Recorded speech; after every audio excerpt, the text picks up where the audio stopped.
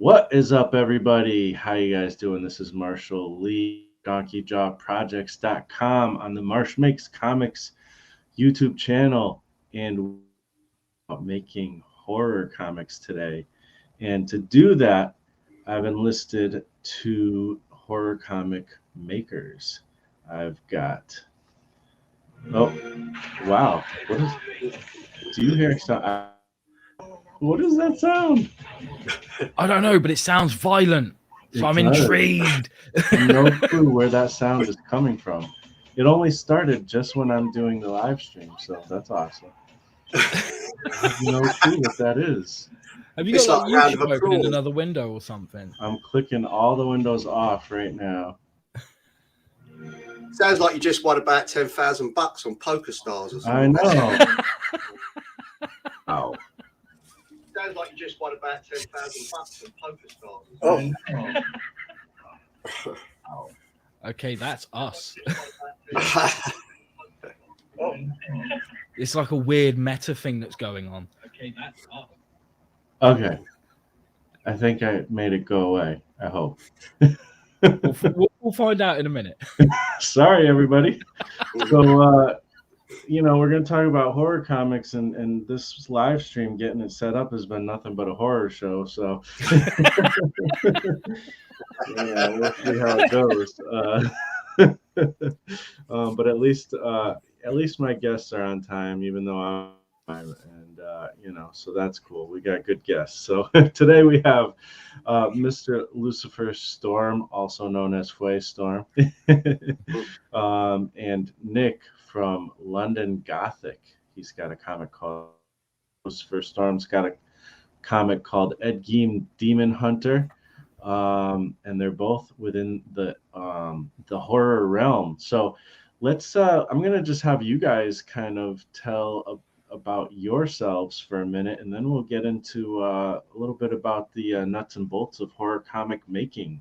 So Lucifer Storm, why don't you go first, and then Nick, you can go right after. Yes, hello, I'm Lucifer Storm. I'm an award-winning graphic novelist from Bournemouth in the UK. That's right in the south, right in the middle.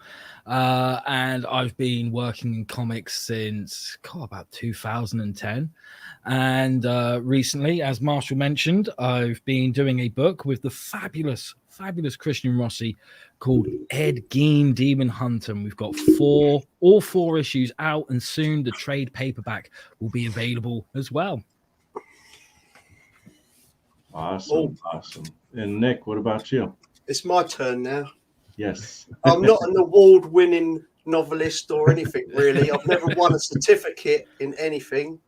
Might have done in like, I don't know, gymnastics when I was about 2 or 3. But yeah. No, I'm the author and the creator of London Gothic, which is here.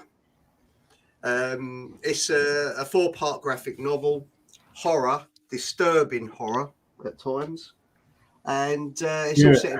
Hold that up again. I want to see that closer because I have yet to see that. Okay, wow, that cover looks awesome.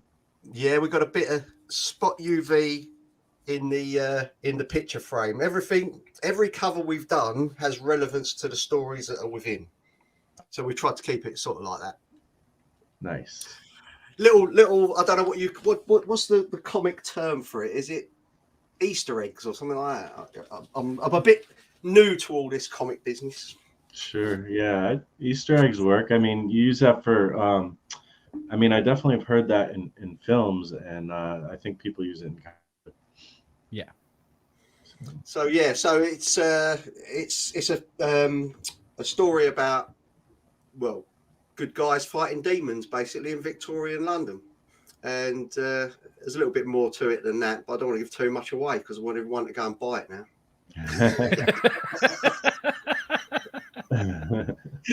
And so how many you have just that one issue, or you have two, or? No, we've got the second one that's actually out on, it's a pre-launch page on Kickstarter right now. You can sign up for. So if you search on Kickstarter for London Gothic, you'll find chapter 1, which was a successful Kickstarter we had, which was over a year ago, and now the second one starting. But you can also order pre-order chapter 2 on our website as well, which is london-gothic.co.uk. All right. And it's coming along very nicely. Awesome. Cool. So, yeah, and you have you said a preview website for the first issue. Yeah, we've got on the first issue. If you go to our website, you can actually see the first 20 pages for free. So it gives you a little taster of what's to come. Awesome. Let's see. I'm trying to. All right, London _ I'm trying to get the links in. Like I said, guys, I had freaking stupid technical difficulties. Things that should work, didn't work. You know, it's like, I don't know if it's StreamYard or what, but for some reason the mic doesn't want to work. So it is what it is. But so I'm just getting the links in here. But here, I'll put in the chat right now. Here's a link to Nick's website.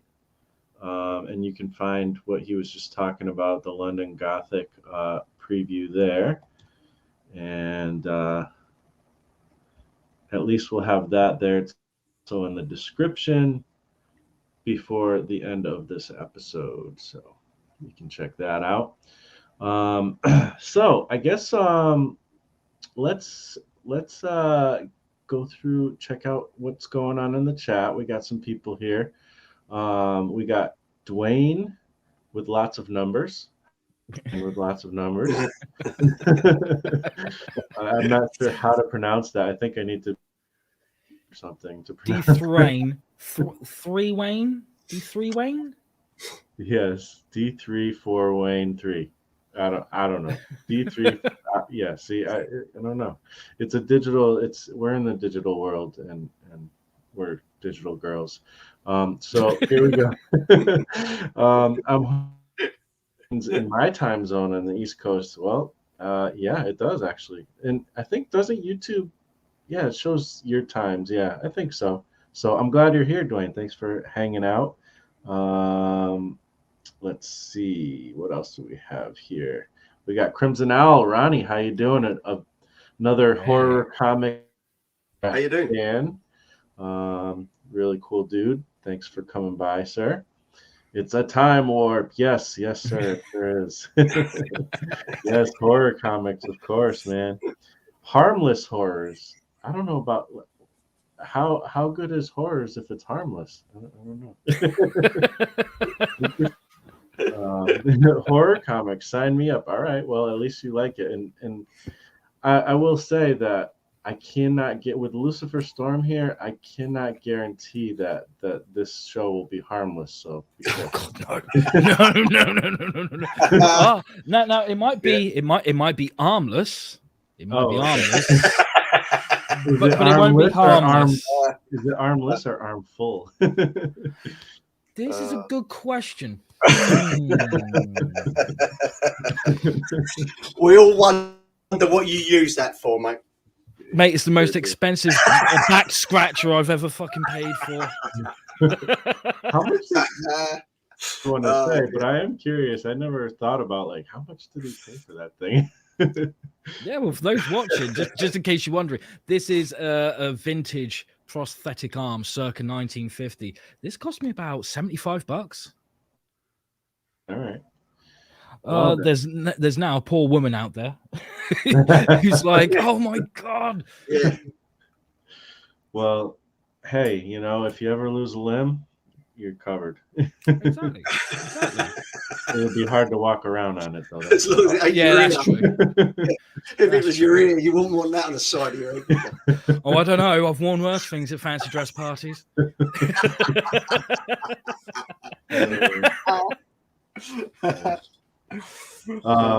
Harmless Horror says, I write all sorts of horror short stories that I've wanted to make into comics. That's awesome. Yeah, go for it. Definitely. Yeah. I know. I think both Lucifer here come from doing some work in the non-comic world before you really did the comics, I think. Am I right about that? I'll let Nick take this one first. Well, to be quite honest with you, I've never ever written anything in my life until I Okay. wrote this. Okay. This was just some mad idea that I had floating around in my warped head since I was a kid, and I was brought up in London, where it was quite, sort of poverty-stricken, London in the 70s. So there were still all the cobbly streets and everything, and the dark old wharfs and buildings falling a bit. So it was good for me because I loved all that. You could create all these horror things going on in your head. You just go and explore them when you was kids. So I used to watch all the horror films, and never really read any comics. When I was young, obviously I read, over here we had things like Whizzer and Chips, it was called, and Whoopee, and they were like, really tame, like the Beano. Yeah. But after that, I never really got into all the Marvel and stuff like that, like my friends. I was more into the films, watching pirate copies of The Evil Dead and things, So as I went through life, I just had these stories in my head, and it got to a stage where it was about lockdown, and my wife said to me, look, you really need to do something with these stories, because I used to tell her all the time, all the little stories and the characters. And she said, do something before you pop your clogs, really. So I said, okay, I'll try and learn how to write. I originally thought, it looked good on the TV. What was in my head, I needed people to see it. I couldn't write. I wasn't clever enough to write a paperback novel or whatever. And my eldest son said to me, who's madly into graphic novels and everything, he said, why don't you do it as a graphic novel, Dad? And I said, I ain't got a bloody clue how to do it. So I literally taught myself how to write, the screenplay sort of for a graphic novel artist. And from there, it all sort of came. And it took me about 4 months to do all 4 chapters. And I still, honest to God, do not know how I did it. I say the devil made me do it. Because Yes, I did. Never written anything. Yes, I did. I made you do it, Nick. Never written I made you do anything it multiple. Oh, we're talking about the book, aren't we? You're always making me do things, mate, but definitely not. But yeah, it was really weird. I just sat here and constantly and just wrote it. And I think that when I met my illustrator, Mike Burton, luckily enough, I met a great guy there. He was a great artist. And he showed me different bits. He knows about comics and graphic novels. So when I send him scripts, he would say, oh, look, you need to tell me what the weather's like. At least, all you've got is who says what to who and what they're doing. So I just learned as I went along. And now I'm on to writing other bits and pieces. They're not published yet, but I do write bits and pieces of, comic scripts. And I suppose I was just damn lucky, really, that when we went through it, it came out and people really loved the first one. So, yeah. So did you do crowdfunding for the first one, or? Yeah, we did a Kickstarter campaign. But from the start, I always said that because this was my sort of baby, I'd saved up for a new car. And when it came to it, my missus said to me, well, what are you going to do? Is a new car or London Gothic? And I said, right, okay, I'm going to get it out there just for myself because I want to leave something to my kids. That was all it was. I thought, well, if they read it and they've got it when I'm gone, then it'll always be there, London Gothic. And so, I suppose in some sort of unfortunate way, London Gothic won, and now I've got to drive about in a shitty old car still. Wow.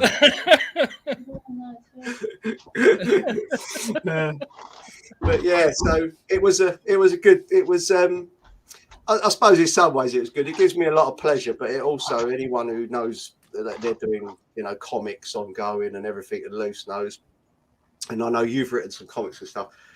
Just continuing the stories is so time consuming, and when you've got a day job as well, you never really get enough time to constantly fulfill everything. Right. Yeah. So yeah, I'm curious, being, relatively when it comes to writing a story. Um, what a like I don't know, like how was that experience like?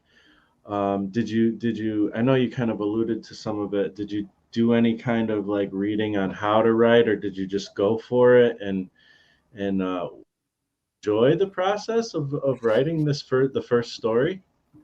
Well, first of all, I searched online. I looked at a lot of YouTube videos, Hmm.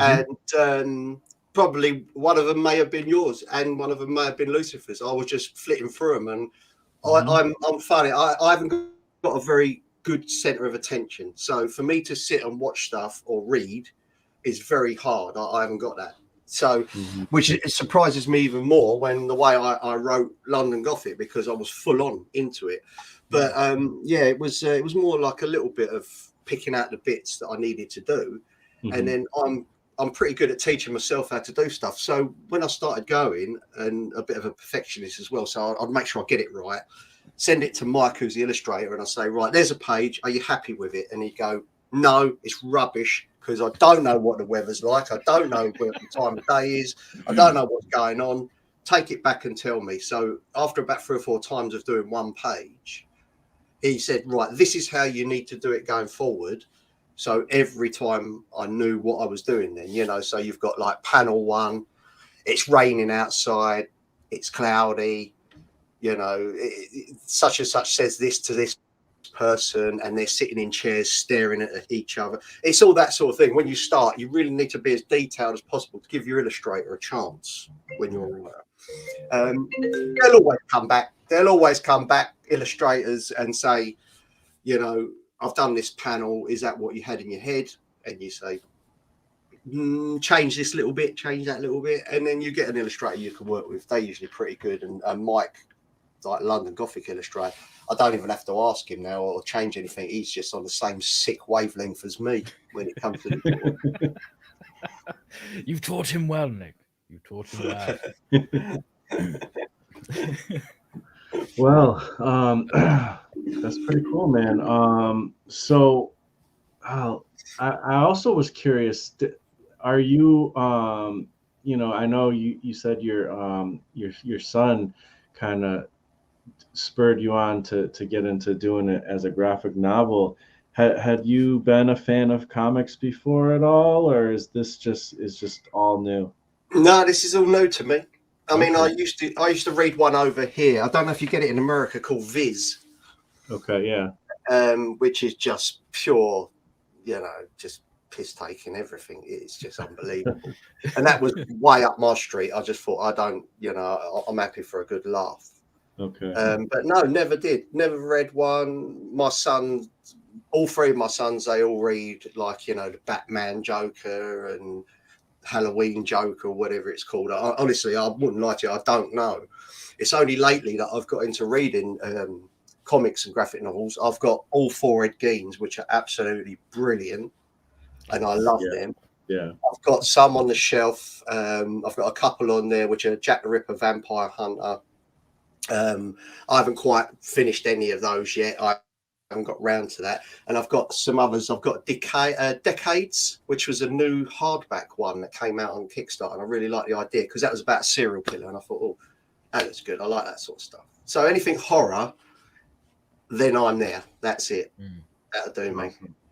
Awesome. And how is your kids? I'm assuming they've read your book. What's the reception been? No, they really, their reception was, first of all, Dad, you never wrote this.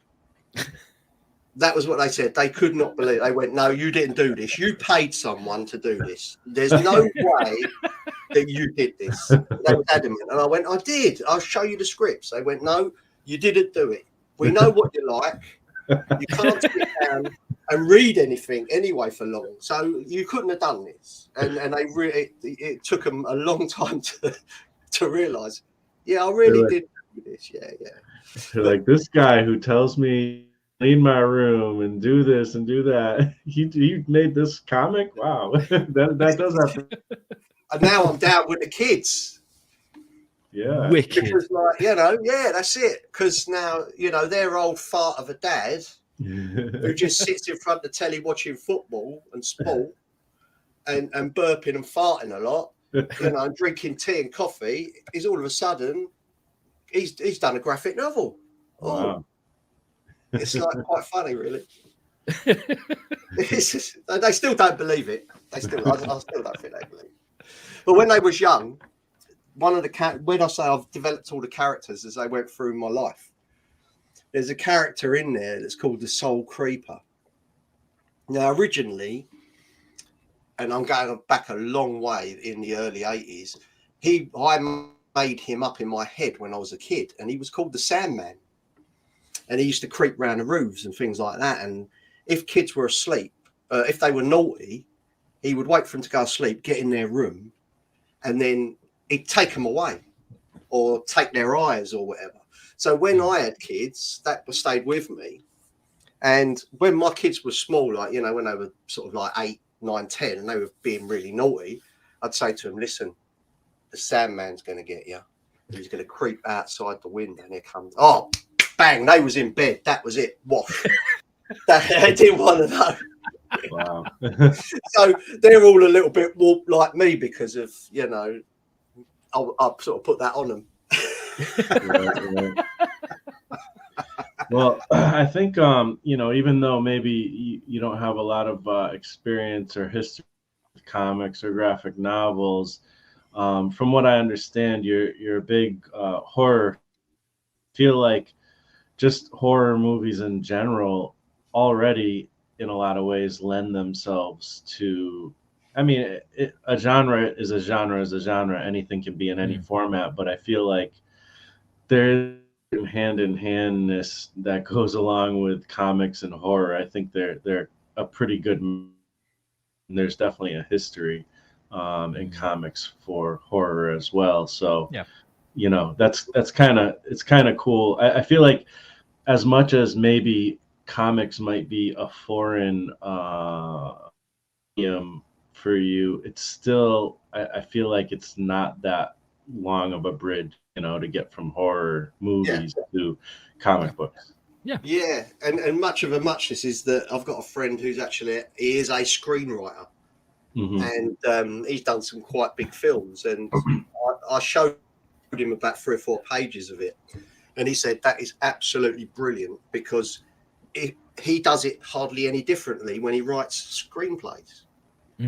And it goes to a storyboard artist to sketch out the scene and stuff like that. So I thought, well, if that's the case, then I must be doing it okay. You know, it must be all right. I mean, Mike understands it all. He's not here to defend himself, but he understands it all, which surprises me quite a lot of the time. Yeah, I feel like I definitely feel like you know how like movie scripts and comic book scripts are very similar in a lot of ways. Same shows as well. So we have what harmless horrors, and you did say that you write your own stories and you want to make comics, so this is the place for you.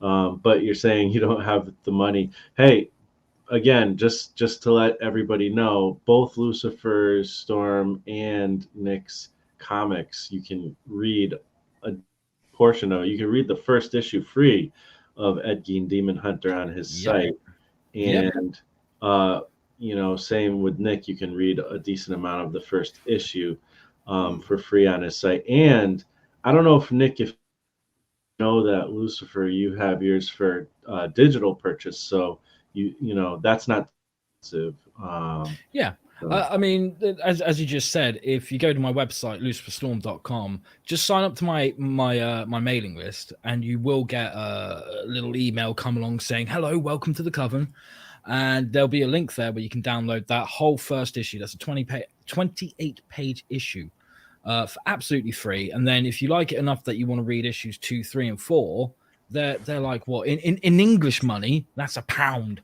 each. I think translated to American money, that's like 3 handfuls of dirt or something. I'm not too sure. I don't know how currency works too well. Yeah. Our one's on there, and you can get a digital version. It's about, I think it works out about sort of $3.50 or something. But we have just got a distributor in the States, so where you were buying this, and the biggest thing in any comics, anyone who's going to do it, and whatever country you're in, is the distribution costs. They're just ridiculous.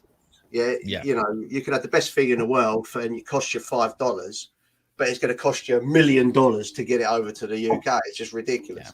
So what we did was we had this, and this is like a thick old graphic novel. I mean, there's 92 pages in there, and you get it worked out something like $50 to send it from us to the States.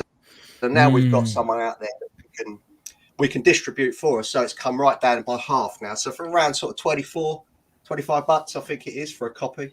Yeah. So it's a lot better value. Shipping is a killer. I mean, especially at the moment, because the Royal Mail Service over here had a cyber attack recently. So they had to limit where they could ship to, which was basically inside of the UK, but not outside of the UK. And I actually had a customer order come from the US not too long ago on my website. And of course, I charged them the standard rate for shipping it through Royal Mail, which was about $25. And then I got to the post office to ship it, and they were like, "We can't do it. We can get it through Parcel Force, but not through Royal Mail. But to do it through Parcel Force, it ends up costing me $50 instead of the 25." Yeah. So, like, it just goes to show, even if you look for alternatives, don't expect them to be any cheaper unless you get some sort of distribution deal with someone based in that country. So, do some research to where your readers are going to be. I mean, I'm sat here in the UK. My UK fan base is like that. My US fan base is like that. You know, it's a huge difference. Yeah, ours is the same as yours, Luce. Definitely. And we had to do something, because when you've got something, you want to get it out to these people, but also when they spend their hard-earned money on something, like, you want to give them the best you can give them. Oh, damn straight. But get it there at a decent price as well. It's good. It's good that we do our thing. And we give them the best we can give them, but it's everything just gets killed by the post. Yeah. Do you know if that cyber attack issue has been resolved yet, or is it still like that? Not that I'm aware of. I believe it's still like that. We can send like large letters if we're lucky, but the thing is, when you're sending a comic and you, like Nick said, you want it to turn up in one piece. You want it to be a good experience all the way. So we can't actually send them as large letters. We have to send them as small packages. And that's when they start going, no. Yeah. It's so funny because Magda just came in here and she gave me something that came in the mail, and it came from a UK thing. So I just got they must have sent that just before the cyber attack then. Either that or I'm missing out on something. And I got screwed paying Parcel Force $50. I don't know. It did take like a long time to get here, so which I didn't care, because it was literally like $3 on Amazon, which is weird. Usually the things are even more than that, but whatever. Yeah. But anyways, even the cheaper options from the UK though, if you go for the longer one, which is very slightly cheaper, they never turn up. People never get them. So, you know, it's so hard from a publisher's point of view that you either charge that bit more, or you know people are going to get it within 5 to 7 days in the States, say, or you do the cheaper option where it's 28 days, and then they email you about 3 months later and say, where's my book? Yeah. And it's just not fair. They paid their money for that, you know? Yeah, absolutely.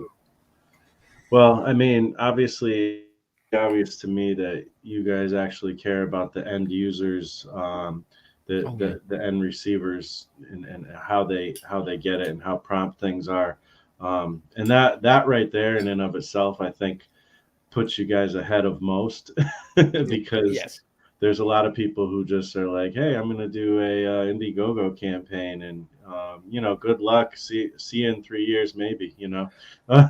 So seriously, Marsh, I've had it where I've ordered a book from an indie creator before, and it turned up. I shit thee not in a Gemini mailer, not in like a proper like sturdy box like me and Nick use, or any like bubble mailers. They basically got a cereal box and cut it down and folded it around the comic, wrote the address on it, duct tape it up, and then shipped it off. And I was like, Wow. yeah, I'm never going to forget you, am I? Did they leave any of the cornflakes in there for you? No, they didn't. No cornflakes. No, Oh my no, God. nothing. Not even a little toy. I know, you should get the toy. Exactly. But no, the bastards. See, the other thing as well, the same as Lucifer, is I was saying to you about it was either a car or a London Gothic. So when I set out to do it, I thought, well, we will do Kickstarter and we will make sure that we get some money back. But everything will happen because I'm paying for it. Yeah. So it's all paid for, illustrations already, Mike's on board, the illustrator, and the print costs are all there already. Yeah. So anything we get from Kickstarter campaigns or anything, just go into the pot. Really, no one's taking anything out. It's just never did this to make any money. Like most of us, we're all piss poor, like creators and artists. But we want to bring it out there for people. And hopefully, they enjoy it. Yeah, absolutely. Yeah, for sure. Speaking about that, how was the experience? I mean, especially you rarely hear this of somebody who just, hey, I made my first comic. I'm not even a comic reader, like that whole thing. And so it's interesting to me. But like, how was it working with an artist and stuff? Because that's a whole experience in and of itself. Well, from my point of view, it was great because the guy that I found was waiting for his first big break. Okay. And he's an avid comic fan. His dad was mad on comics. He's got a huge comic collection. And he just wanted a big break. So when I met Mike, who's what I call, I'm down South England, he's up north. So he talks a bit funny, like he up there, he thump and all that. So we just sort of contacted each other. I found him on Upwork, funny enough, the Upwork website. I put just an advert out saying I need an illustrator who can do really good dark horror, because that's what I needed, that dark element.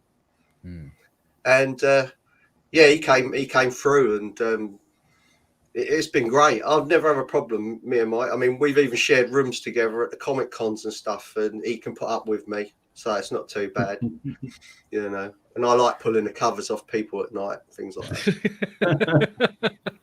That's good, man. Because like when I got started in comics, like, oh god, like I said, around 2010.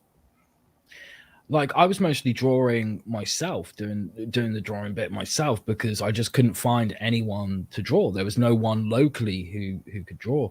And then I did eventually team up with someone, and that ended with me having to take them to court over some shit. So I swore off of working with another artist for so many years. And then it came to doing Ed Gein. And I realized very quickly I was not the right person to be drawing the book. So I looked around, you know, I asked a few people. I had a couple of people who just, they were upfront honest. They were like, I would do this book, but the amount of backlash I'm going to get, not worth it. Not worth it.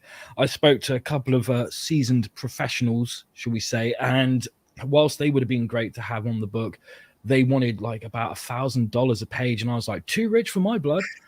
And then I got in touch with Christian because he was doing some commissions, and I asked him to do a commission of my character Lady Satan for the Lady Satan campaign, and he did it so quickly, so professionally, so well. And I'd seen some of his stuff in alternate comics with like Trespasser and Voidwalker, and I knew like a few people who were following me really loved his artwork, and I loved it too because it reminded me of the stuff that Eduardo Riso was doing in like 100 Bullets and Tales of Terror and stuff like that. And I just said to him, hey man, are you up for doing like a one-shot comic book story? It'll only be like about 24 pages, I reckon. You know, it's about Ed Gein. And he was like, Ed Gein, I'm in. I was like, it's set in the 90s. He was like, shut up, I'm already sold. I'm in. I said, right, I'll get you that script. Don't you worry. You just wait right there. And then I came back to him and went, yeah, that one shot idea, it became 4-issue miniseries. Is that okay? Yes, because you're paying me money. So yes, it is okay. And it's just been one of the best experiences ever. So much so that when I realized, oh shit, you know, I'm not even the right artist to be doing the Lady Satan book, I said to him, look, once you're done with Ed Gein, like, do you want to help me out and draw Lady Satan? I mean, you've already drawn her. You know roughly what the story's about. You appeared to have fun when you were drawing her. Like, would you like to work on that book as well? And he was like, yes, I would, because you're paying me money. You pay me on time. I never have to chase you. Yes, I will work with you. Yeah, I mean, that's of itself is being able to actually get paid as an artist for sure. That's huge. And then, but also he genuinely has like an excitement for the material that you send him. You know? Yeah, absolutely. I mean, like I said, when I told him, because like I didn't want it being that instance again where I said to someone like, it's about Ed Gein, and they go, yeah, I'm going to get too much shit for this. I mean, bear in mind, this book has been shopped around a few publishers, and they've all come back and said the same thing. They've said the artwork is fantastic, the story is brilliant, the writing is wonderful. It's about Ed Gein, so we're not even touching it with yours. You know, I mean, luckily we are speaking to someone at the moment who seems very much interested. They are very aware of what it's about and everything. They seem very, very interested, but only time will tell over that one. I can't say too much more about that. So when I understood that, like the whole like hesitation with the material, because like I get it, it's a serial killer, but like there's tons of material out, serial killers or based off of serial killers. So it doesn't, to me, how like popular is Hannibal? Like, I mean, it's insane. and this is the thing. Like, look at Silence of the Lambs, a huge movie back in '91. It won a couple of Oscars, if I remember correctly. And Buffalo Bill, he was loosely based off of 3 different serial killers: Edmund Kemper, Ted Bundy, and Ed Gein. But he was mostly like, there's only like a couple of scenes in the movie where you can say, that's Edmund Kemper, that's Ted Bundy. Take those scenes out, doesn't change the story. The rest of it, he's all based on Ed Gein. We have Norman Bates from Psycho because of Ed Gein. We have Leatherface from the Texas Chainsaw Massacre because of Ed Gein. So I'm with you on that one. But I think it's because in this book, it is very much like, this isn't someone based off Ed Gein. This is Ed Gein. And it's taking that approach where we're being a bit more objective with it and we're looking at both sides of the story. We are acknowledging that, you know, what he did was awful. No one can condone that for love nor money, but also pointing out that thing that people love to forget, and that is he was a victim of abuse from a very young age right up to his adult years. So on the surface, this is a story about Ed Gein after he's died, helping out Satan to hunt down a deranged demon that's escaped hell. But underneath the surface level, this is a story about someone coming to terms with being abused as a child. And the thing is, it's like when you take a book like this to a publisher, they're not reading the whole book. They just want a sample. And it doesn't matter which scene you give them as a sample. It doesn't matter if they say, give us the first issue, or if they say, give us the first 8 pages or whatever. You know, they're still only reading a snippet of the story. So they're not seeing the bigger picture. They're not getting the full thing. They're just getting that little snippet. And they're, like I said, you know, they're turning around and going, this is a great story, and it looks good as well. It reads good. Everything about it's good. It's just, it's about Ed Gein. And, you know, I think they're worried about things like lawsuits and stuff like that, which, you know, that's fine. If that's what they want to worry about, that's absolutely fine. But that should never get in the way of getting a good story out there. And, you know, you're quite right. I mean, Hart D. Fisher, he was probably like one of the first people who said, why make a book that's based on a serial killer when you can make a book about a real life serial killer? So shortly after Jeffrey Dahmer was caught, he put out the unofficial authorized biography of Jeffrey Dahmer. He put out the further adventures of young Jeffrey Dahmer. He did one called Jeffrey Dahmer versus Jesus Christ, and that got him into a lot of trouble. He was on Jerry Springer. Sorry, I saw a bit of Seinfeld earlier. Yeah, he was on Jerry Springer and all these other talk shows defending his right to freedom of speech over publishing that book. And I had the pleasure of being on a live stream with him a few months back whilst we were promoting the second issue of Ed Gein Demon Hunter, because it just seemed like an obvious thing to do. Oh, you know what, we're speaking to this Lucifer guy, he's done a book about Ed Gein, well, let's bring Hart into the mix because he's done these books about Jeffrey Dahmer and stuff. So yeah, there's always going to be hesitation. And I think even if I turned around to Christian and said, you know what, the Ed Gein idea, let's put that over there, let's do Lady Satan first, or let's do one of my many other ideas, I think there's always going to be that backlash. Okay, there's always going to be someone out there who's like, I don't like horror, I'm sensitive to it, which is fine. There's no issue with that. There's only an issue when they try to take that stuff away from the people who do enjoy it, from the people who do get something from it. There's always going to be a Mary Whitehouse somewhere along the line. And for the US viewers, if you don't know who she is, look her up. She was very prominent in the whole video nasty scandal back in the 80s here in the UK, wanting all these horror films and stuff banned, believing that it was, that it was creating like serial killers and monsters, when in fact it was just doing people good. Like it's Harmless Horrors has got it right. Horror can be very harmless. That's true. Yeah. As soon as they start banning that sort of stuff, though, it makes it popular. Exactly. Because people want it, people like it. One of the best shows on Netflix is Mindhunter. It's all about FBI and serial killers. Exactly. It's the same thing. People love it. Absolutely love it. Yeah. The more you try to bury it, it's kind of like almost like a catharsis type of thing, because in some ways we all have we all have all kinds of morbid curiosities. Everybody's got a certain place where they can be pushed to where they may do something they wouldn't be happy about, they'd look back on and regret. But there's all these kind of things, and it's like if you're gonna if you have those things in you, like we all do as humans, it's like, well, if watching a movie is almost like catharsis to that, like, or making a movie or making a comic book or having those more healthy expressions of the thing, like I feel like I don't know, I feel like it actually would help, to be honest. yeah, absolutely. Plus it seems a bit hypocritical to me when you've got someone who's like, oh no, you've pushed it too far, like you've done a comic book about a real life serial killer chasing a demon and stuff. That's too far, like that's not on, that's blasphemous, that's this, that, and the other.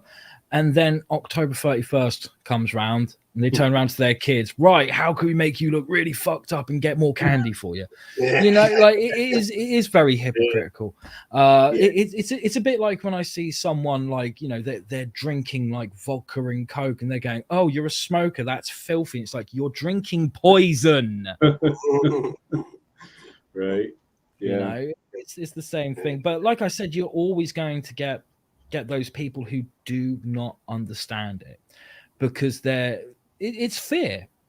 That's what it is. Some of us want to experience the fear of a horror film or a horror book or whatever, because we want to see what our limits are. We want to desensitize ourselves a little bit, so that if we are ever in an incident that could be described as horrific, we feel that we'll be able to handle it better because we've had some prior experience that's been safe. When you read a horror book, when you watch a horror movie, if you see someone get into a horrible accident into that movie, it's safe because no one's actually being hurt. It's all special effects, but you get to watch it, you get to witness it, you get to see it vicariously and see how other people react to it, so that you learn, right, don't do that, but don't do that. Which means if you were actually out there in the real world and you see a horrible accident happen, you're going to handle it better. Whereas the people who are saying like, no, keep that stuff away from me, it's disgusting and awful, and bleh, they're probably the people that when an accident happens, they're going, oh my God, oh my God, oh my God, running about like a headless fucking chicken and making it worse. People like to be scared. They love it. Yeah. Kids love to be scared. All kids love to be scared. Yeah. I mean, Absolutely. otherwise they would have invented Scooby Doo. And roller coasters. Yes. And that guy that you were saying wrote all the books about Jeffrey Dahmer. I think I've got one of these. I think it's Jeffrey Dahmer and the Philosopher's Stone. If you was reading them off, I'm thinking you've missed one out there. If you haven't got Jeffrey Dahmer and the Philosopher's Stone, that's your next book. Lucifer's going to write it very soon. Oh my God, mate, I'm already halfway there. John, take notes. That's got to be like a bootleg comic or something right there. I That's like fucking awesome. hope so. That is a beautiful, beautiful moment. I could die a happy man now. Just because of that. Well, no. Actually, I can't, because we've got this convention coming up, me and Nick. Oh, yeah, so that's right. Talk about that a little bit. That's coming up pretty soon. Anybody who's in the I don't know exactly where, but somewhere in the UK, right? You guys Weymouth. have a convention going up? Weymouth in the UK on Sunday, February 12th at Weymouth College. Yeah. Them poor sods don't know what's going to hit them. Oh, I know. Because trust me, I reckon I've got enough room in my suitcase for both the arm and John here, right? And John chats up a storm. Everyone's going to love him. Well, the kids will, but the parents will be like, "Get away! No, he's got dead." You got to bring it. You got to bring it. I was speaking to Lucy the other day. We was having a chat, and when we did the London Comic Con, and we always have something on the table saying, parental guidance and things like that. So if any kids come along and they pick up a copy, you're like, no, you really shouldn't be reading that, And it wasn't too bad. But the second day, what I did was, one of the characters I was telling you about, the Soul Creeper, who was originally the Sandman, but because of Neil Gaiman, we had to change the name. I had this thing made in the States. So that's the actual mask that I gave to Mike to create the character from. So it's all made of skin. Oh my gosh. And so what I do is I put him on the table, and I put a baseball hat on him, and I put him on the corner, and all the kids come along, and they even want to go, "Oh, is that skin?" Or the mums and dads go along, and the kids go, "Ooh," and they pull them away really quick because they're not really interested. See, I just put candy at the end of my table, which seems a lot worse in its own right when you think about it. The next time, I'm just going to put it on and just stand behind the table like that. Oh boy. Yeah. Buy the book. That'll get the customers coming.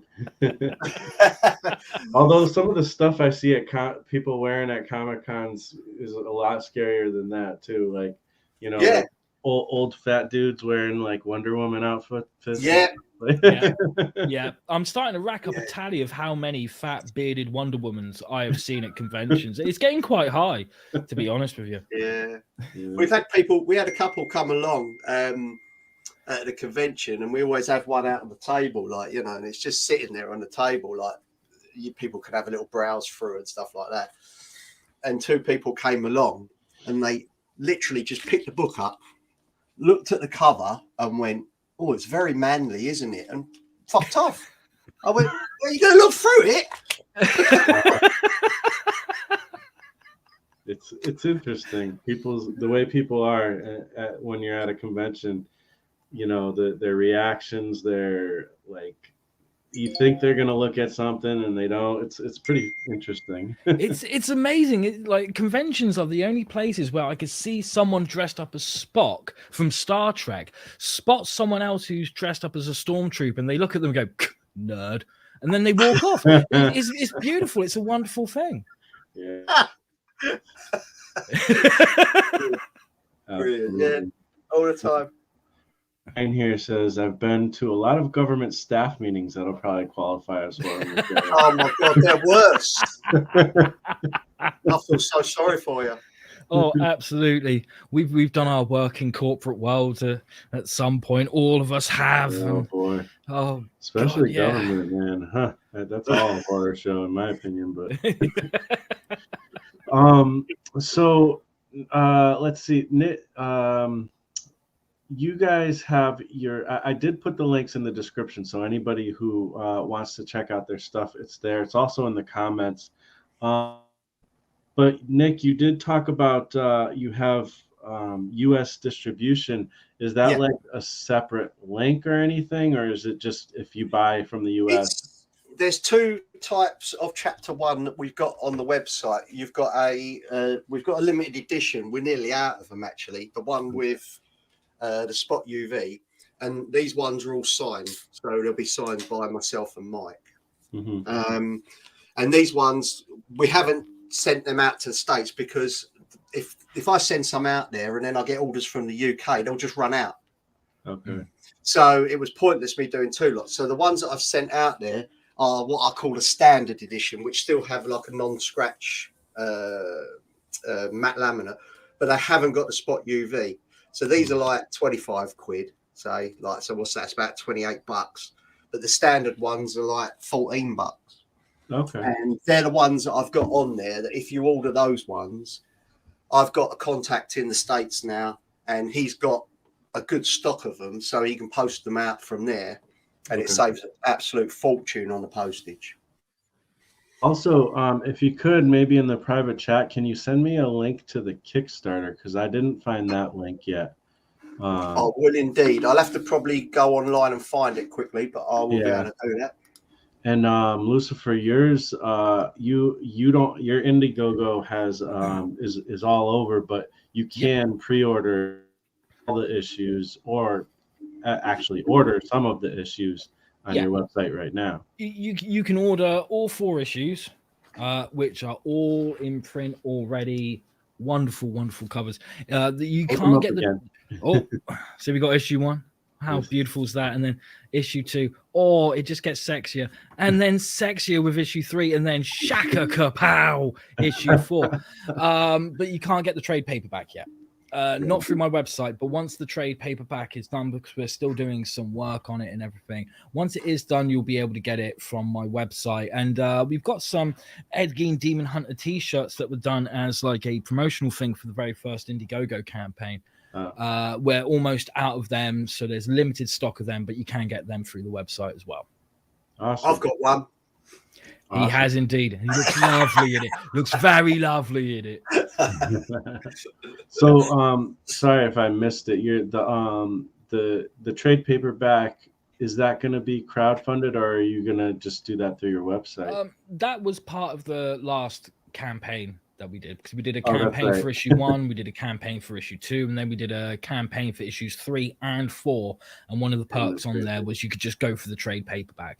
That's right, because I was trying to go for the trade, but it's weird, because it's kind of weird that it was like way more expensive, but because of the weight, right? So yeah, and also because like if you're getting the 4 issues, like that's 4 28-page issues. If you're getting the trade paperback, you're getting the 4 issues, but you're also getting like another issue's worth of extra material at the back of it, so that counts as like 5 issues. Hence why the postage was that little bit more.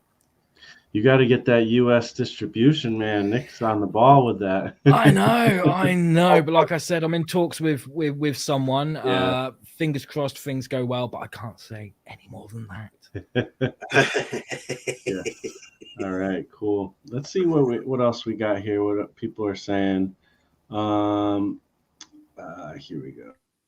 Can you link to the website? The websites are linked in the description right now, and there's also some in the chat, so that should be covered.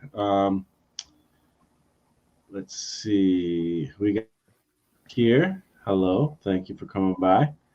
I used to fear the monsters under my bed. Now I am the monster under your bed. Yeah. Oh, I've been the monster under some people's beds before, and that's why I stopped drinking absinthe.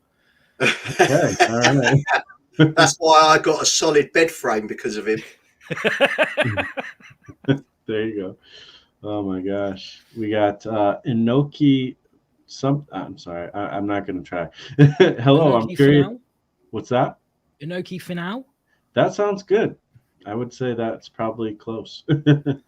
I'm curious on how you guys start up making the comic books. The approach I'm using those sticky notes as my storyboard. This is my first comic book I'm making for a. What do you guys think? I know, Lucifer, you've had experience both in the art and in the writing, but also, I mean, Nick might be able to say some stuff too, because I know that there's a lot of writers out there who, even if they can't draw, they do some kind of thumbnail stage sometimes. So how's your process been, Lucifer, for that? Well, I find that the process is always that little different with each book. You almost feel like you're reinventing the wheel with each book, but there's still certain parts of it that work out fine.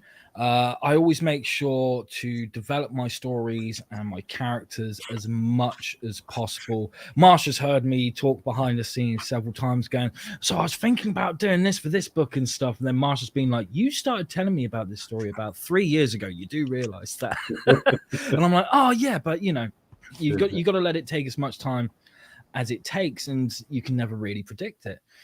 So I always make sure to work hard on the development and the research and everything. And there are several stages to that that I won't go into right now.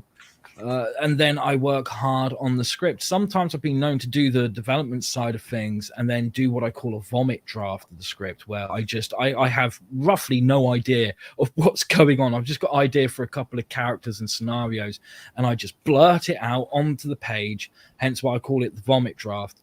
And then I get to the end of that and I look back over it a couple of weeks later and I get highlighter pens out. And I use a green pen to highlight everything that I'm like, that is awesome, that is staying in. And a red highlighter for, no, get that the fuck out of the script. And anything I'm unsure about, I use like a yellow or a pink highlighter just to be like, maybe not, you know.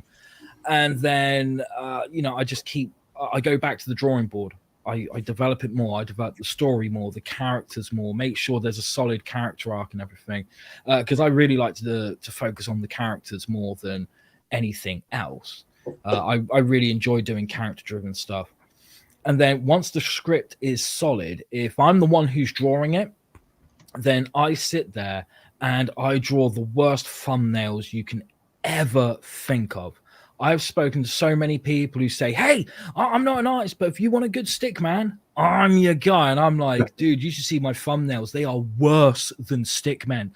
Like, they are literally just, I put the pencil on the page and go, and just something happens. and I sit there and I go, cool, I've broken it all down. And then basically I ignore the thumbnails. And I just start like setting up the documents and I start penciling through them. I used to be that guy that would sit there and I would pencil a page and then I'd ink it and then I'd do the lettering. And then if it was in color, I would do the coloring, but I much prefer doing black and white books. And then a little bit later on down the line, I got into that idea of like batch the pages.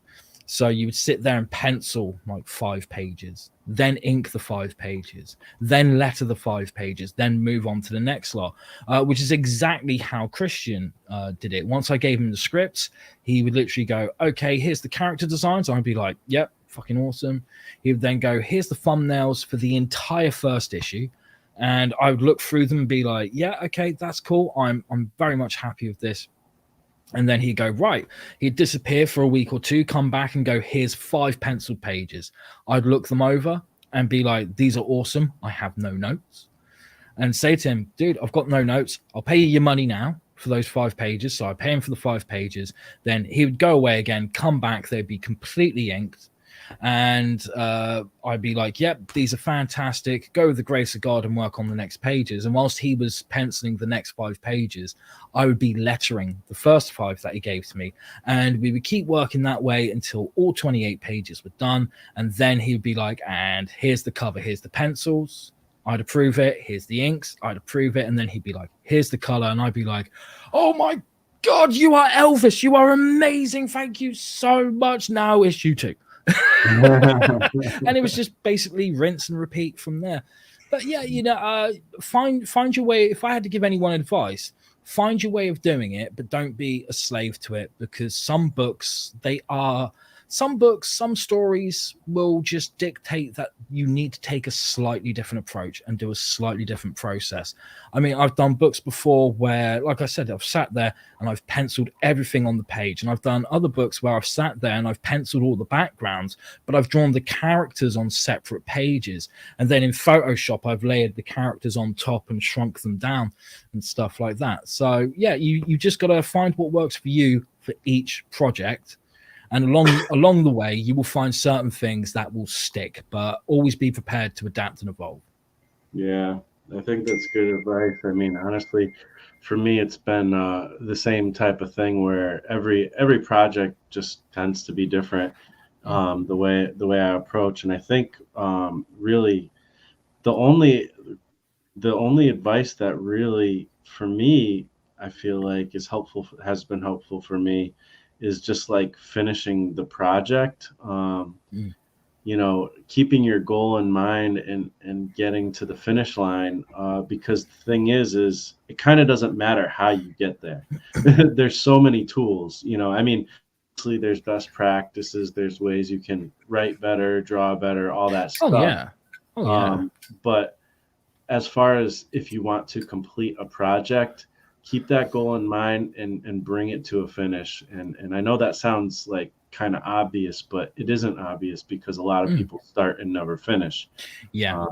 So do that, and you'll find that you'll learn some things that help you in the process for your next go around. But I don't think you'll ever get to a point where you can sit there and say, this is my process, this is how I do it every time, there's no deviation. Like I really highly doubt that there's any does it that way. Well, I mean, many years ago, before I was doing the comics, I was the front man of a new metal band.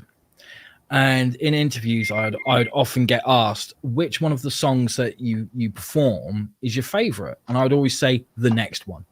And then we would write a new song, play it, people would like it, and then they'd say, okay, now you've written that new song or that new album, whatever, which is your favorite song that you've done? And it's like, the next one. It will always be the next one. Because the one that you've just written, that's where you've learned something, you've tried something new, you've tried something different. I often find when you're in a situation where you don't get the project finished or you don't get the book finished, it's one of two things. It's either you haven't planned it out through to the end, which is why I fully encourage writing a full script. Even if you are the one drawing it, write a full script. That way it's completely planned and you should be good to go. The only other reason I can see for people not finishing their books, it's normally you've bitten off more than you can chew. You feel confident in one area, but not in another. And maybe you need to spend a bit more time practicing or whatever, or you're just simply overwhelmed because so much work goes into making a comic book. Loads of people love to read a prose novel or short story and they go, oh, writing, easy. And then they actually have to do it and they realize, shit, it's not as easy as you think. And I think people do the same thing with comic books. They see like a cartoonish style and they go, oh, that must have taken 5 seconds. I reckon I could do that. And then they realize how much goes into it and they go, fuck no. And I can vouch for that idea too of writing a full script, because I've never I've more often than not probably not done a full script. And the thing is when you take shortcuts in the beginning, you still have to do that work. And it's like, so now you're always playing catch up as you're working. It's like, oh, I didn't really write out that scene, so now I have to figure it out now. And it takes longer now in this stage to figure it out, and then the story sometimes ends up suffering for it as well, because it's kind of like this Frankenstein pieced together thing, whereas you could have had your architecture from the get-go, and then you can riff off of that a little bit and change some things, but at least you have that foundation there, So what's your process been like, Nick, when it comes to like just kind of the nuts and bolts a little bit of like, did you write out a full script? Did you have like a draft? Did you have Post-it notes? Did you do any kind of stuff or what? Everything, basically. One of the things that helped me the most is I've got 2 whiteboards. One directly in front of the computer and one at the side. So as I was writing the scripts, I made sure that before I started the story, I made sure I had a beginning and an end. So it was basically the journey that all the characters started to take to get there. And with London Gothic, you've got so many different stories that are offshoots of the main one, and how to get those to meet up at the end and all make sense, so that the reader goes, "Oh, what the fuck happened there? Oh yeah, it makes sense now. I could see why they did that." But the main thing I think is definitely have a character board as well as a story board, because characters in your, if you've got a story, and we're speaking just on the London Gothic one, because I was never intended to do it, but I've created this huge world now, and as it started to develop and bringing characters in and their own stories that all sort of shoot off on different roads as it's going on, you got to know where they are and what they're doing every time. Otherwise, if you get to the end, it's a load of mess. Yeah. So on my character board, which is still here and up from chapter 1, I know everyone and what they're doing, what their abilities are, what their characters are, if they're still alive. And you need that to keep going all through as you write. On side of the storyboard, honestly, when you write a story and you start doing it, don't be scared if you think, oh my God, this has turned out a bit shit, really. Because that happens. You just think, well, that doesn't work. So on the storyboard, I make sure that I put different scenarios of a certain scene, how it will end and how it flows into the next one. Yeah. And I think the main thing with writing comics, is with anything else, to do it well, is everything must flow. You could leave a scene hanging and come back to it later, but you've got to make sure when you come back to it later that scene made sense. Does that make sense? So it's just making sure that you don't, and then that way, if you've got a character board and a storyboard, and like they were saying about sticky notes, I had sticky notes everywhere around. I think I had sticky notes on my arse. There were so many in this room. I've had sticky notes. I got like little journals and medium journals and big journals, all filled with notes. I've got 3 of those that are full up. It's just all, exactly. And I mean, research as well. Anything in there. Research is very much the prime example that the research has been so well done in it. And in London Gothic, everything in there was research, from the symbols to the witchcraft, the supernatural elements, the places are real. There's all. If you bring that reality in and you find somewhere like a place in the world and you think, wow, that's, no one really knows about that, and it's dark history, we can really get that and fuck that up in a story. And that's really what you do. You just find these places or characters or whatever, like Ed Gein, and you just develop them. You just go from there.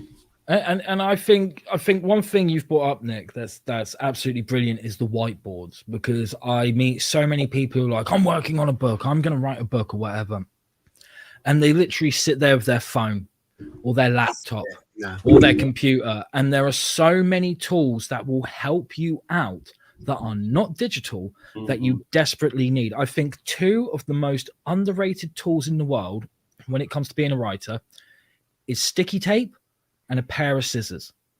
And the reason being is because I've written drafts of scripts. I did it with Ed Gein at one point, because there was one scene where there's a triangle going on with 3 characters, and it's just a conversation. But in order to make it flow properly, I had to sit there, write the conversation that's going on between the 3 and interchanging.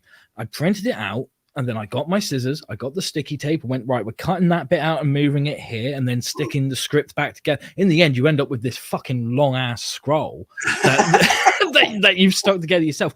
But it really, but it really does help. And your point about the scenes, making them flow, if I can give any bit of advice on how to make a scene flow, especially from one scene to the next, regardless of whether you've got multiple threads going on or whether you're just following one character scene after scene, every scene you do is either a seduction or it's a fight, or it's a compromise.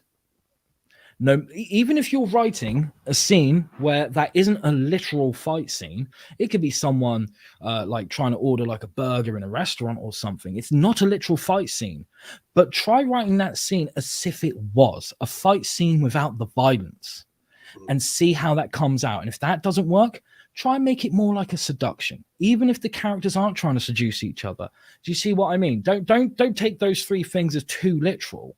But just remember, every scene is either a seduction, a compromise, or a fight. And that will really help scenes flow from one to the next. Definitely. And if you're writing a series of books or graphic novels, leave it on a cliffhanger, but leave it on a really good cliffhanger so people want more. Not like a shitty Netflix series where it just ends and you think, oh, that was a bit boring. I don't know if I'll bother watching next week. It's true. You just got to go, look, that's how, oh, Christ almighty, we got to get that on the tail. Can't wait for it to come back on. And that's how you think. And that's what you want to do with your novels or your comics. Try and write in and break it up a bit. When we first originally thought of bringing out London Gothic, it was going to be a 400-page thick graphic novel. And I thought to myself, I don't think I'm going to live that long. I want to see some of it. So then we decided to do it as 4 chapters. But I've left it, even at the end of the 4 chapters, what I can tell you is there's like 2 or 3 what the fuck moments. And I've left it open that if people wanted me to and wanted Mike, we could say, right, okay, we'll go forward with it. Yeah. But at the moment, it's the 4 chapters. I've been asked, and I'm currently working on, which is quite funny, because I'm really struggling with time, where I didn't with writing London Gothic. I'm finding it harder. Is someone wants me to do an origin story of 2 of the characters, the demons, and why they became demons in it, and why they are so really horribly nasty bastards in it. So I've started to write it, and it's taken me about 3 months, and I've still only done 10 pages. Yeah, because it's not the forefront. Working a day job, doing London Gothic, and now I've got to do something else as well, which has got to be published. It's sort of taken a back seat. But writing short stories and things like that pop in your head, that's another thing. If anyone's writing a comic or a graphic novel, and when you get really into it, you won't sleep at night, or you'll wake up in the night and you'll go, oh my God, that scene has got to change because I've just found something better. Make sure you've got something at the side of your bed that you can scribble it down, or on your phone. I'm not techie, I'm an old fart, so I don't know how most things work. So I use pen and paper. But most people could grab their phone and do a voice recording and go, yeah, blah, blah, blah, blah, blah. So the next day you start carrying on writing your scene, you've got that there. You haven't lost it. You haven't forgotten it. It's there. And that could be a cracker, because a lot of people, when they go to sleep, or you can't sleep at night, or you wake up in the night, they're brilliant ideas. Amazing. Yeah, absolutely. I agree. I love everything you guys are saying. There's so much good stuff in there. I hope. There's more. We can keep talking if you want us to, Marshall. I know. Well, we have to, and I do want to respect you guys' time. I had some questions too, but I don't know if I'll be able to get to them. But well, you fire away, mate. That's all right. Yeah. Well, I am curious. Like, I feel like.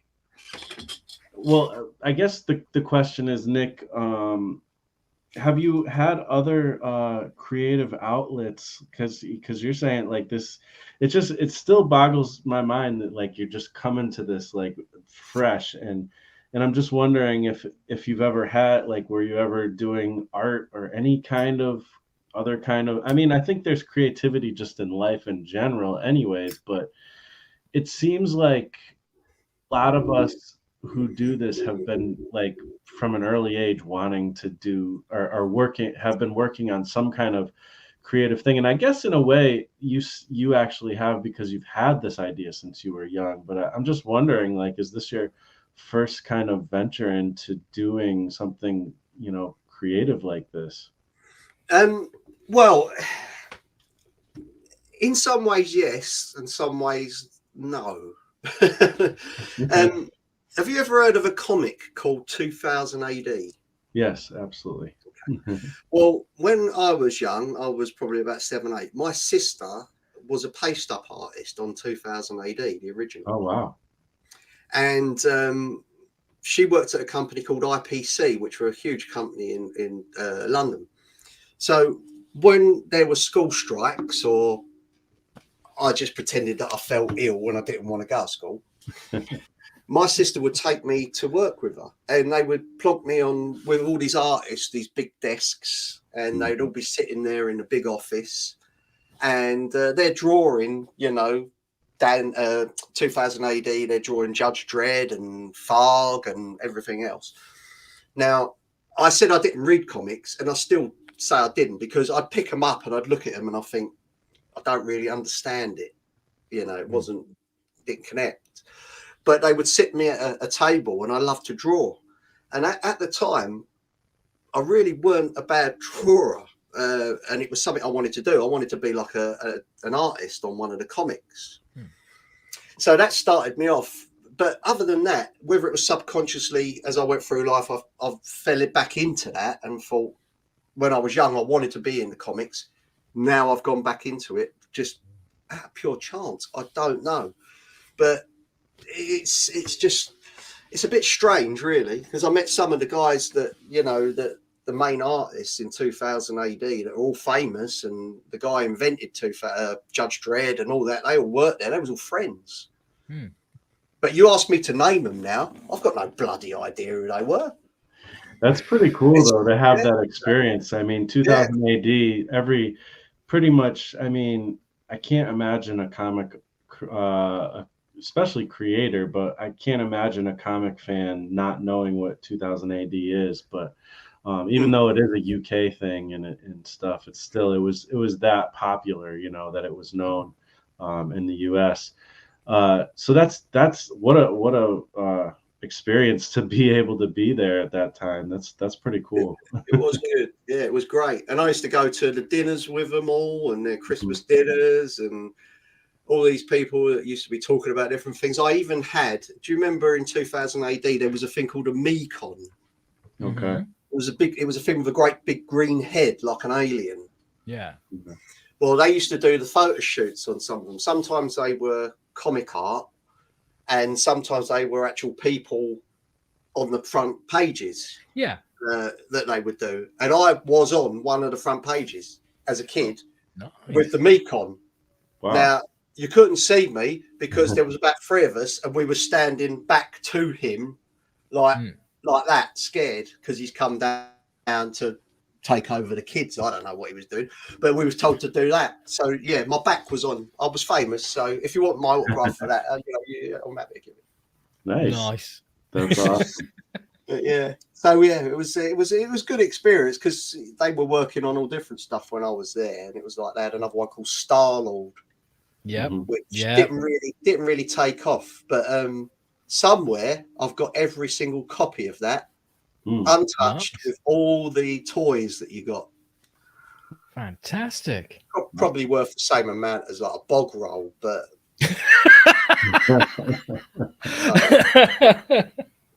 wow.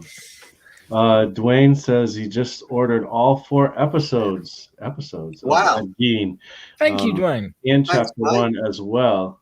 Shipping to US did cost me a kidney.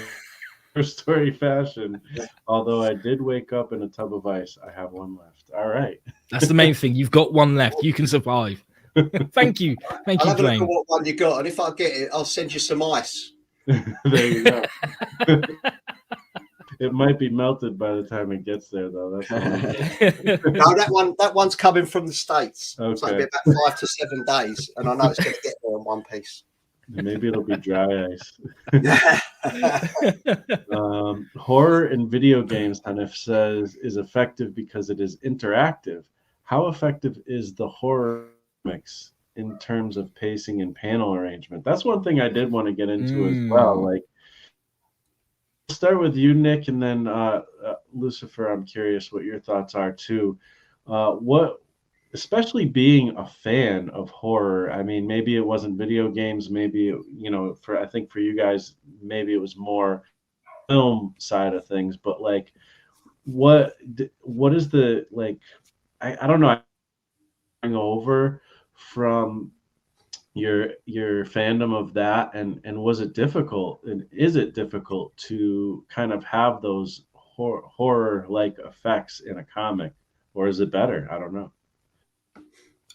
Well, the way that we've laid London Gothic out is exactly the way that I wanted it, which was as though you were watching it on a TV. Mm-hmm. So there's no narration boxes. I wanted just you to visualize what was going on and take a journey with these people. So as much as it carries on as a video game or similar, is when you play a video game, you become part of that character. Mm-hmm. So you're walking through a haunted house. I mean, the only horror video game I ever played was Alone in the Dark on a Sony PlayStation. Mm-hmm. And I remember it shit the life out of me because I couldn't get past the first minute. I kept getting killed by this thing, jumped out. And every time it jumped out, it made me jump. Even though it was the same bloody spot every time, it still made me jump. But you become part of that person because you think, and that's the way that I've tried to relay it with, and Mike, who's illustrated it, is when you read it, you become on that journey. So that there's characters in there that you could pick who you wanted to be. If once you've read it, you'd think, okay, so the majority of people like Jellicoe, who's a mad Irishman in it, and they make him laugh. He's got that sense of humour, but he is also an absolute loon. He'll defend and fight, as long as the day is.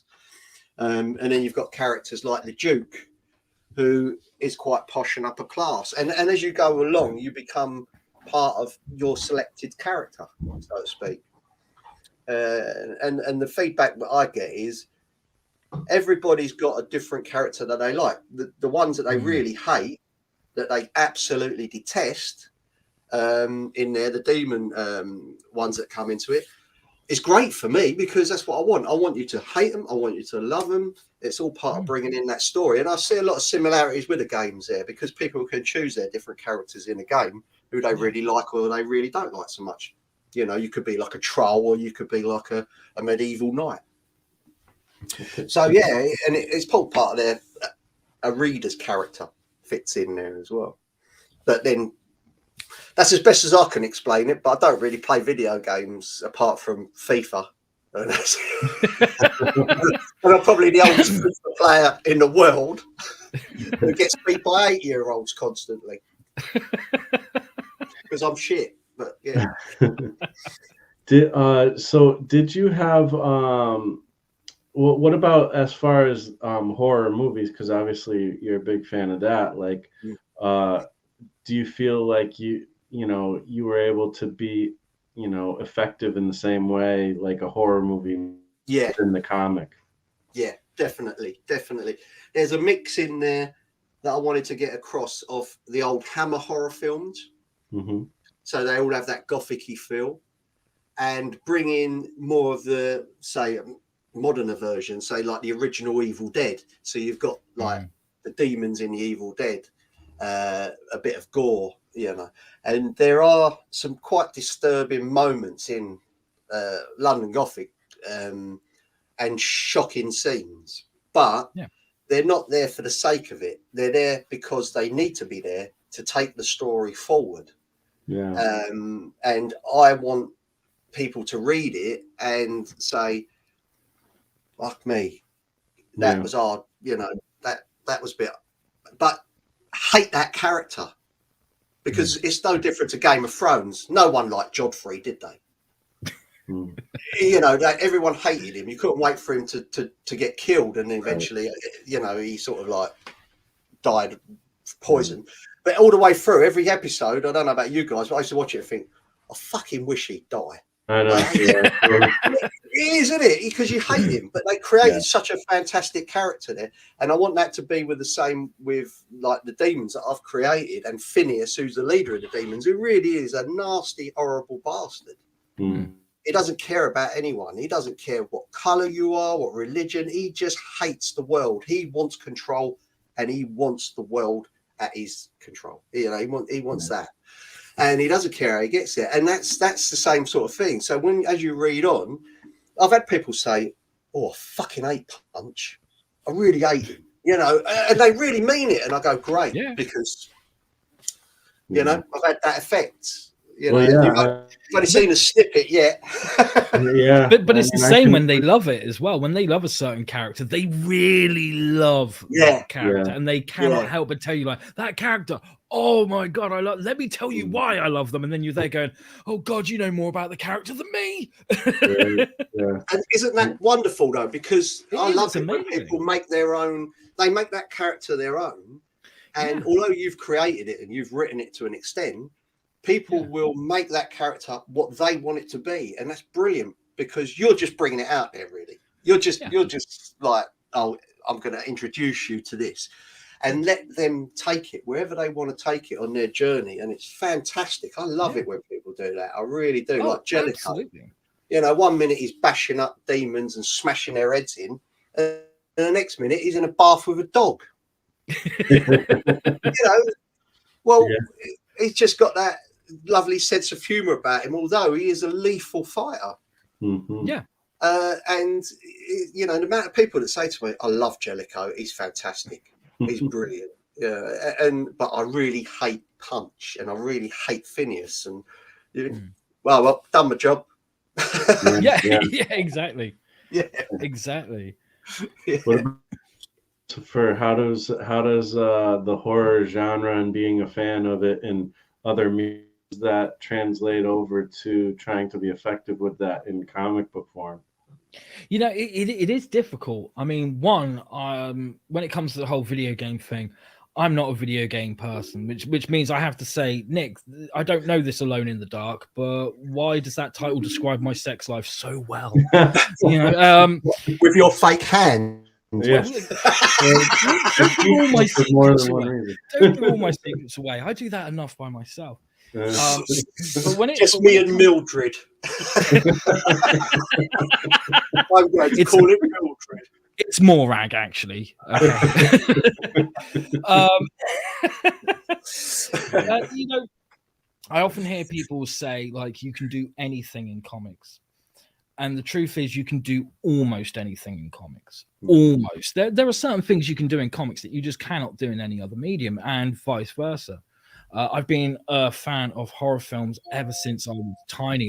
Surprisingly, I was a very sensitive kid, but yeah, I just gravitated to horror so much so that I would, you know, my parents would take me to like the local Blockbuster or whatever, and they'd be like, you can have anything from this section, but not all that stuff. And I'd see all that stuff, and it was like Nightmare on Elm Street and Popcorn and all these Giallo movies and stuff. And I'm like, but they got cool covers. And I remember like one day I had to lie to my mother, which wasn't hard to do. I picked up this random videotape, just because I loved the cover art. It had these monsters, it had this hearse on it, and these cool looking kids and stuff. And I was like, this looks like it's going to be awesome. I'm not going to have it. So I lied to her and said, like, can I rent this? She's like, no. And I was like, but I saw it on TV the other day. And she went, oh, well, if you've already seen it. I was like, yes. And that movie was The Monster Squad. And that just started everything. Every damn mistake in my life. I loved that movie. And then as I got older, you know, I was because when I was about a teenager, a lot of horror movies here were still banned or cut. So a bit like Nick, you know, I was getting like bootleg copies of The Exorcist, because at that time in the early 90s, The Exorcist was still banned here. And, you know, stuff like Cannibal Holocaust. And that kind of opened my eyes up to that there's a more extreme side to horror as well. That horror isn't just a genre. It's a genre made up of so many subgenres, and they all have their different strengths and techniques. So when it comes to translating that stuff onto the page, things like jump scares and using sound to create that atmosphere that gets under your skin, that makes you feel a little perturbed. You can't really do that in a comic. Your greatest strength when you're writing a horror comic is the page turn.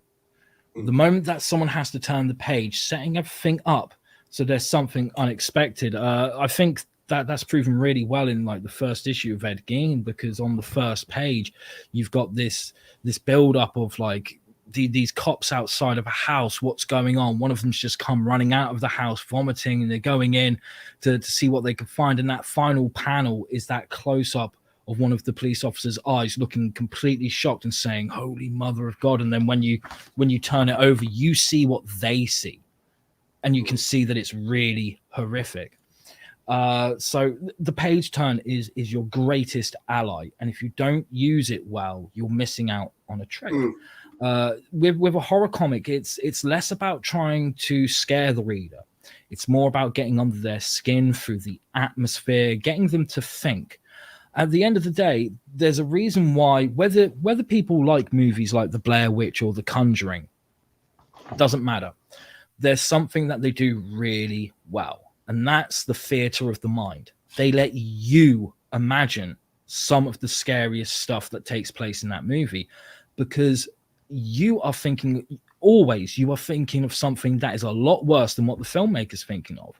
So they just set things up so that your imagination runs wild. It has no other choice. Like there's a scene in The Conjuring where like one of the girls is on their bed and they're looking at a shadow behind the door in the corner of their room, and they are so terrified, and they're like, there's something there. And then the camera slowly zooms into the shadow and then cuts away.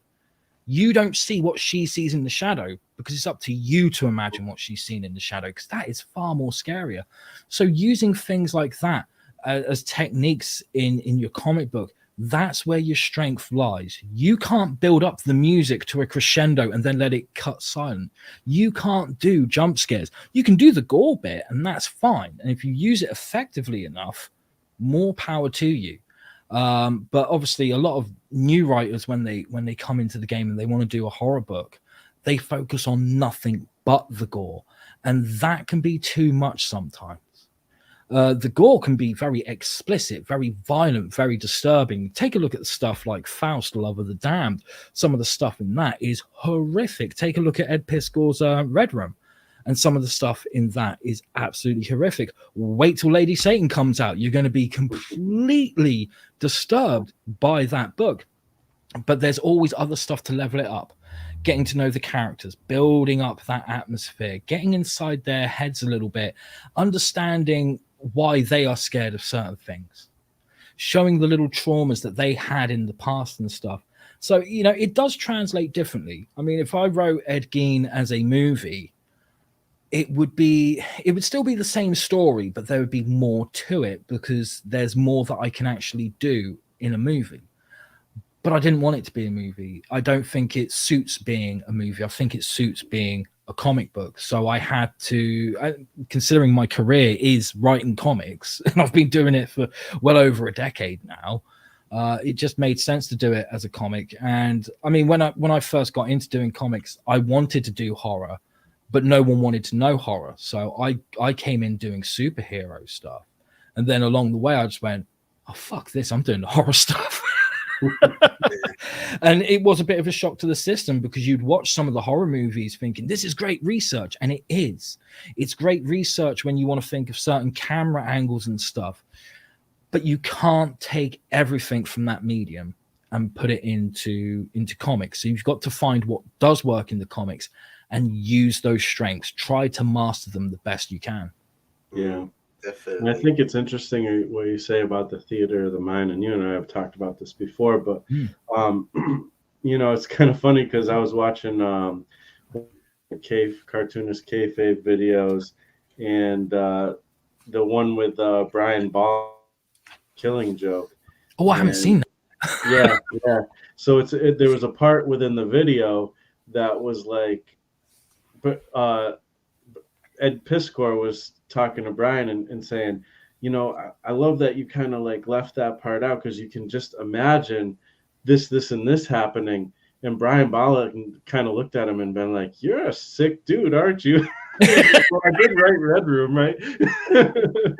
So I thought that was kind of funny. But yeah, I mean, it's interesting. And also one thing that Nick, you were talking as, you know, as I was going through reading your comic, it's true. I feel like the context, like the character development, the what's going on behind the scenes, the context of the horror is what makes the horror, because you can see a drawing of a horrific event, and it's gonna have some impact. I mean, why I don't really get into Red Room, because it's a little bit too much for me personally.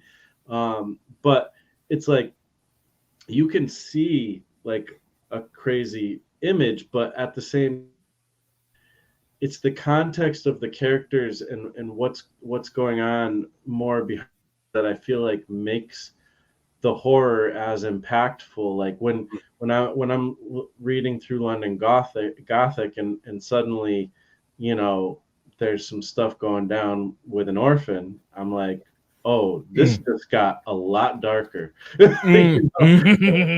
So like there's like, that's the type of stuff you get into the character. And the same thing with Ed Gein. It's like, you're getting into the psychology of what's going on. And it's kind of funny because Ed Gein's a little bit that it is, but I don't know. I don't want to get into a big like let's dissect each story type of thing, but it's just interesting the different approaches, and I do feel like that context is super important when it comes to horror, because you don't even have to show it. It's the context of like seeing a character go through a specific kind of set of events and all that leads up to something, and then that's that has more impact, I feel like.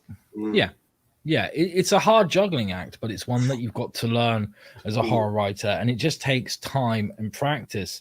And one thing me and Nick spoke about the other day actually was how sometimes you can put in stuff in your book that really pushes the envelope, that is really sick and disgusting. And believe you me, I've done it with many a story.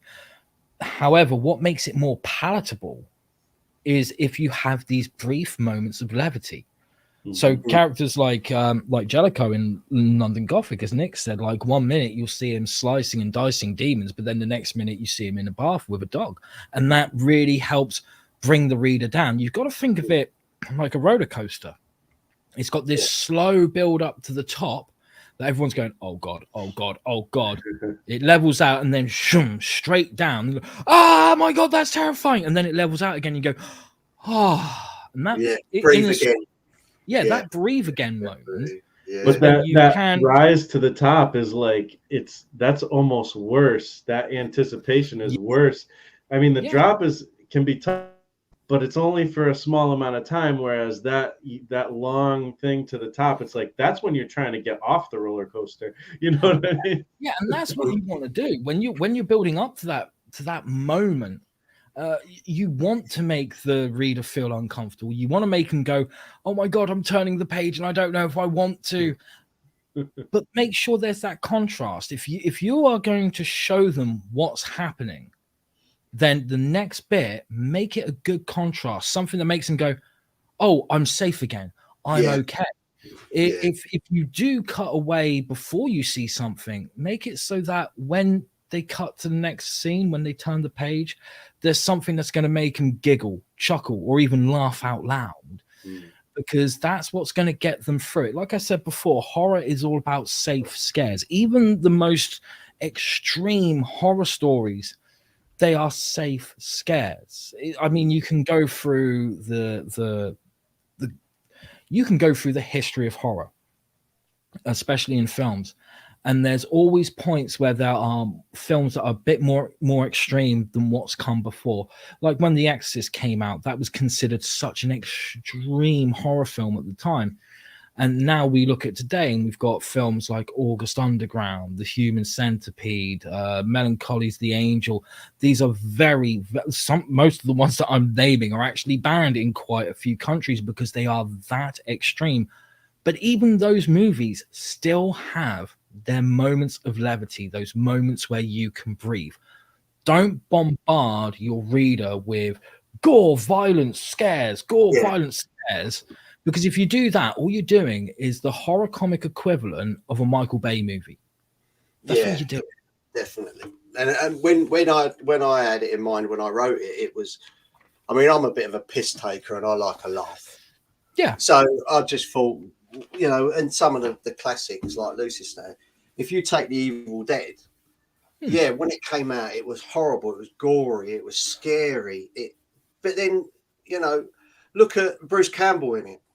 They put that element of, he made it a bit comical, and obviously took that on into the next sort of films.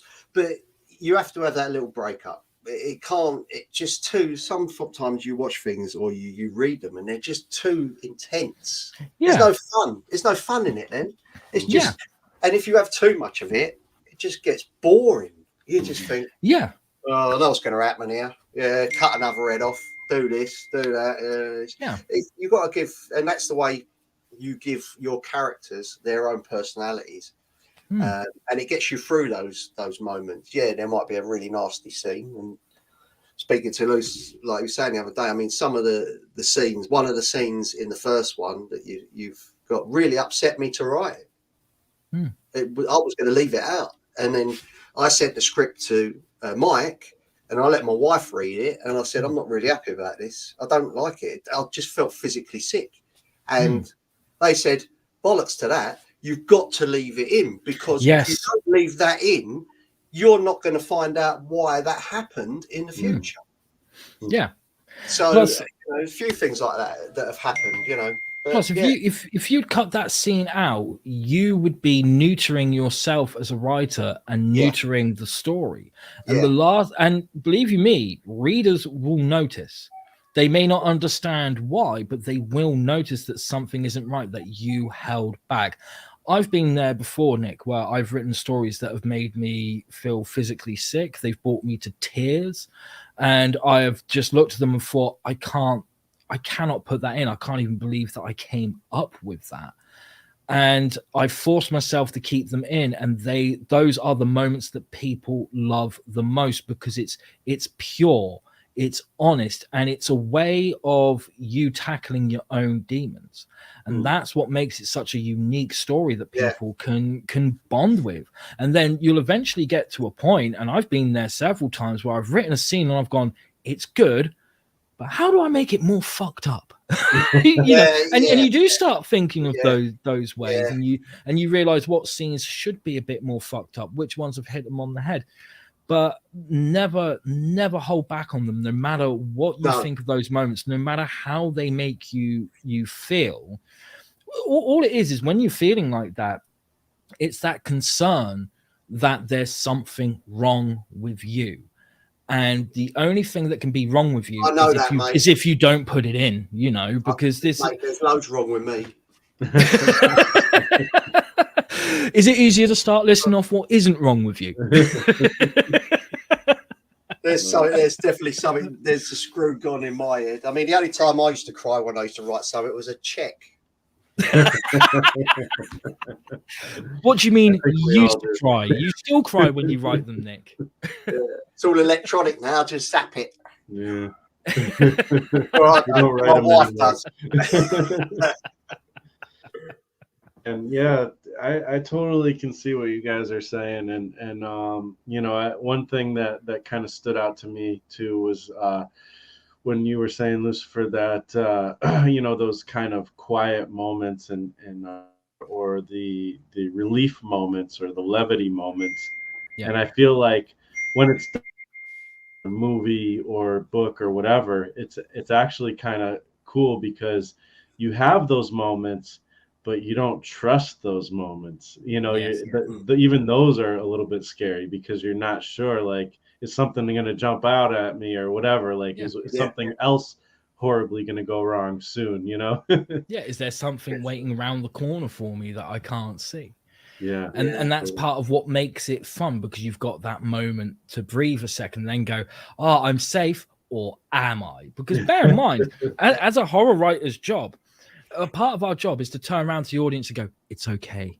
you're going to be fine. That big forest, it's scary, it's dark, but you can trust me. Take my hand. I won't leave you, and we'll walk into it together. And then you both enter it together. You let go of their hand, push them in, and then you run the other way whilst they have to suffer and get to the other side.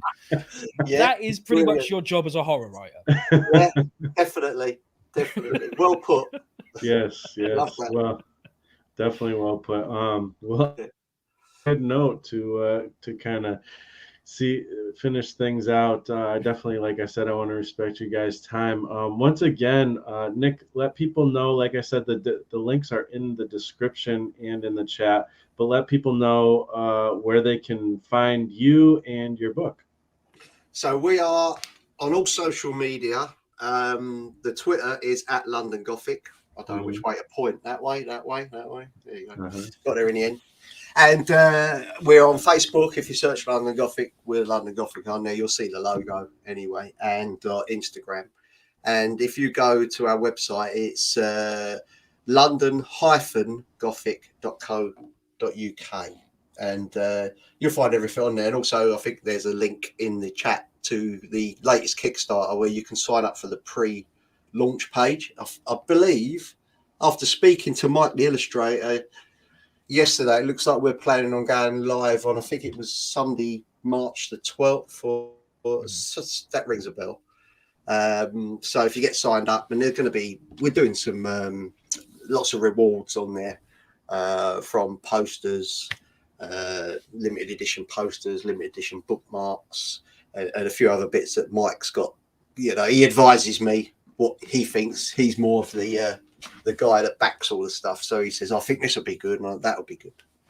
So yeah, if you go on there, then you can sign up for that, or you can pre-order a chapter 2 from our website, and we'll keep you're in a little folder, and as soon as it comes out, we'll post it. It'll be done and dusted. Awesome.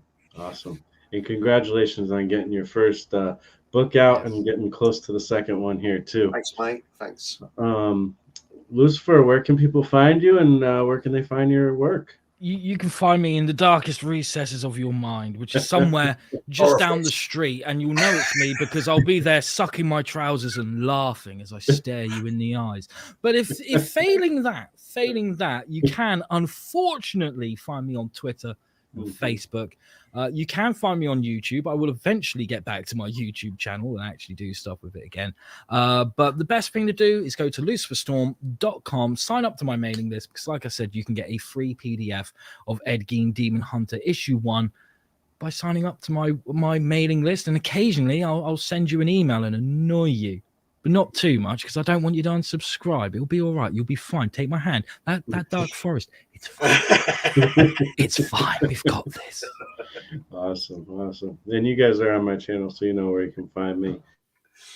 So yeah, thank you guys once again for coming on. This has been a great discussion on making horror comics and just writing and all that stuff in general. So it's been great having you, and everybody in the chat and everybody hanging out with us. Thank you for the questions, and you're spending time with us this Saturday morning. And I hope everybody has a wonderful weekend, and we'll talk to you next time.